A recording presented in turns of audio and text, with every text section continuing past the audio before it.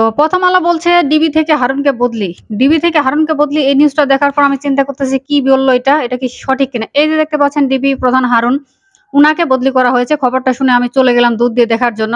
ঢাকা মহানগর পুলিশের অতিরিক্ত কমিশনার মোহাম্মদ হারুন রশিদকে গোয়েন্দা বিভাগের দায়িত্ব থেকে বদলি করা হয়েছে। তাকে ডিএমপির অতিরিক্ত কমিশনার ক্রাইম অ্যান্ড অপারেশনের দায়িত্ব দেওয়া হয়েছে। আজ বুধবার ঢাকা মহানগর পুলিশ কমিশনার মোহাম্মদ হাবিবুর রহমান স্বাক্ষরিত এক অফিস আদেশে এই বদলির তথ্য জানানো হয়েছে। আল্লাহ জানে কে কি করতেছে, কোথায় কি হইতেছে। হারুনুর রশিদের জায়গায় ডিএমপির গোয়েন্দা বিভাগের দায়িত্ব দেওয়া হয়েছে ডিএমপির আরেক অতিরিক্ত কমিশনার মোহাম্মদ আশরাফুজ্জামানকে। তিনি ডিএমপির অতিরিক্ত কমিশনার হিসেবে লজিস্টিক, ফিন্যান্স অ্যান্ড প্রকিউরমেন্টের দায়িত্বে ছিলেন।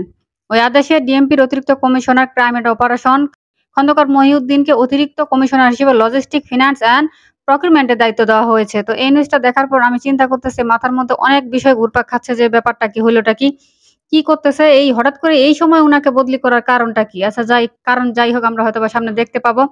চিন্তা করলাম যে নিউজটা সঠিক কিনা, দ্য ডেইলি স্টারে ঘাঁটতে গেলাম। ডেইলি স্টারও বলছে ডিবি থেকে তাকে বদলি করা হয়েছে। ঢাকা মেট্রোপলিটন পুলিশের অতিরিক্ত কমিশনার হানুর রশিদকে গোয়েন্দা বিভাগ থেকে বদলি করা হয়েছে।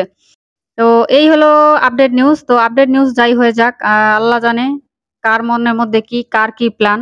তবে আল্লাহ সর্বশক্তিমান, আল্লাহ আল্লাহ ছেড়ে দিবে, কাউকে ছাড় দিবে না। আল্লাহ ভরসা, ইনশাল্লাহ।